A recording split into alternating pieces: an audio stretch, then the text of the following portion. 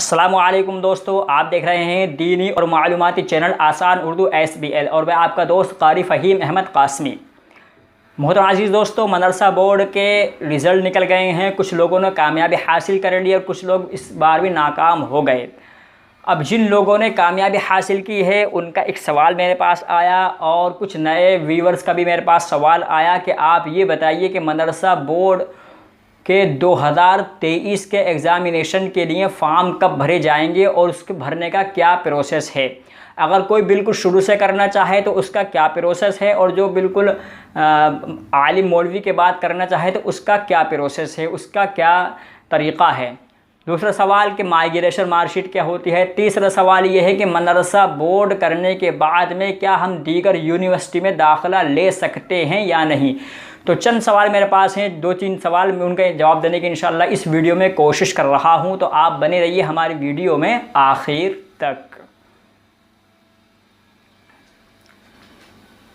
तो मोहतरम अज़ीज़ दोस्तों, मदरसा बोर्ड के रिज़ल्ट 2022 निकल चुके हैं और अभी मार्कशीट जो है, जो माइग्रेशन मार्कशीट होती है वो अभी इंटरनेट पर है। आप उससे चाहें तो डाउनलोड कर सकते हैं अपना रोल नंबर डालकर।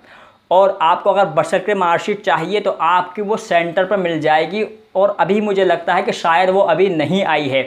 हाँ, अब 2023 के जो फॉर्म भरे जाएंगे, आप अपनी मार्कशीट का प्रिंट निकालें इंटरनेट से और उस प्रिंट के साथ में आप 2023 के एग्ज़ाम के लिए अपना फॉर्म भर सकते हैं। यानी अगर आपने मौलवी किया है तो आलिम के लिए भर सकते हैं, आलिम किया है तो कामिल के लिए, और कामिल किया है तो सेकंड थर्ड के लिए, और अगर फाजिल किया है तो फाजिल सेकंड के लिए आप 2023 का फॉर्म भर सकते हैं। ये होता है कि जब माइग्रेशन मार्कशीट आ जाती है तो मदरसे वाले आपको फ़ोन करते हैं या आपको इत्तला करते हैं कि आपकी मार्कशीट आ गई है, आप इस मार्कशीट की जो है फ़ोटोकॉपी कराकर 2023 का फॉर्म भरें। हालांकि वो अपना जो है निज़ाम लेकर एक साथ साथ चलते हैं कि आपने नेट पर आपकी मार्कशीट का रिज़ल्ट निकला तो वो अगले साल की तैयारी करना शुरू कर देते हैं और लोगों के नामों के अंदराज करना शुरू कर देते हैं। तो ये तो है मदरसा बोर्ड के पुराने तलबा की बात। बिल्कुल नए तलबा हैं, मान लीजिए किसी को अगर मौलवी का ही इम्तिहान देना है तो उसको कैसे रजिस्ट्रेशन करना पड़ेगा। दोस्तों, अगर आप मदरसा बोर्ड में दिलचस्पी रखते हैं और आपको अगर उर्दू आती है और आप उर्दू को लिखना और पढ़ना जानते हैं तो आप मदरसा बोर्ड का एग्ज़ाम दे सकते हैं। अगर आप बिल्कुल पढ़े लिखे भी नहीं हैं और आपने हाई स्कूल जो है यूपी बोर्ड से, इलाहाबाद बोर्ड से नहीं किया और आप 8वीं कर 5वीं कर छोड़ देते हैं तो भी मदरसा बोर्ड आपके लिए एक सुनहरा मौका हो सकता है। अगर आप चाहें तो बस शर्त यह है कि आपके अंदर टैलेंट हो, आपको उर्दू लिखना और पढ़ना आती हो। ज़्यादा इतनी पढ़नी आती हो कि आप उर्दू को समझ सकें और सवालों के जवाब दे सकें। अगर आपको बिल्कुल नए तरीके से फॉर्म भरना है तो आपके पास सबसे पहले आधार कार्ड होना चाहिए, और आधार कार्ड में आपके नाम की स्पेलिंग बिल्कुल सही होनी चाहिए। बहुत से लोगों का सवाल नहीं बल्कि अक्सर व बेशतर लोगों का सवाल इसी बारे में आता है कि मेरे नाम की स्पेलिंग आधार कार्ड में ऐसी है और मार्कशीट में ऐसी हो गई। ये सवाल एक नहीं सैकड़ों लोगों का आता है। इसलिए इस बात का ध्यान रखें, ख़ासकर नए तलबा और तालिबात, कि अपने नाम की स्पेलिंग आप अपने आधार कार्ड के मुताबिक ही कराएं। और अगर आपके आधार कार्ड में अगर आपका नाम गलत है, पहले आप आधार कार्ड सही करवाएं, उसके बाद में आप फॉर्म के लिए अप्लाई करें। सबसे मेन चीज़ ये आपको बता रहा हूँ। दूसरी चीज़, आप आधार कार्ड के मुताबिक अपनी डेट ऑफ बर्थ रखें, और डेट ऑफ बर्थ आप 8वीं की मार्कशीट अगर आपके पास है तो 8वीं की मार्कशीट के मुताबिक आपकी आधार कार्ड की डेट ऑफ बर्थ होनी चाहिए। और आपकी आधार कार्ड की डेट ऑफ बर्थ और 8वीं की मार्कशीट की डेट ऑफ बर्थ और नामों की स्पेलिंग, आपका नाम, आपके वालिद और वालिदा का नाम सही और सही स्पेलिंग के साथ होना चाहिए, ताकि आपको आगे परेशानी ना हो। तो उसके बाद में आप मौलवी या मुंशी का फॉर्म भर सकते हैं, जिसको इस वक्त सेकेंडरी या सीनियर सेकेंडरी कहा जाता है। सेकेंडरी मौलवी और मुंशी और सीनियर सेकेंडरी आलिम। तो आप उसका फॉर्म भर सकते हैं, लेकिन नामों की सही स्पेलिंग होनी चाहिए। और आप जिस सेंटर से फार्म भरें तो आपको बेहतर तो ये होगा कि आप फार्म को खुद भरें और सही स्पेलिंग लिखें, सही अपना नाम और पता भरें, अपना पिन कोड सही भरें, उसके बाद में उसको आप जमा करें। और अगर ये आप नहीं कर सकते हैं तो जो मदरसे का मुलाजिम आपका फार्म भर रहा है आप उसके पास बैठ जाएं और आप उसके साथ उसको सही अपने नाम की स्पेलिंग, डेट ऑफ बर्थ, वालिद के नाम की स्पेलिंग, वालिद का नाम, वालिदा का नाम की स्पेलिंग, वालिदा का सही नाम आप ख़ुद चेक कराएं और ख़ुद चेक करने के बाद में आगे उसको अप्लाई करें। तो ये है अच्छा तरीक़ा ताकि आपको आगे परेशानी ना हो।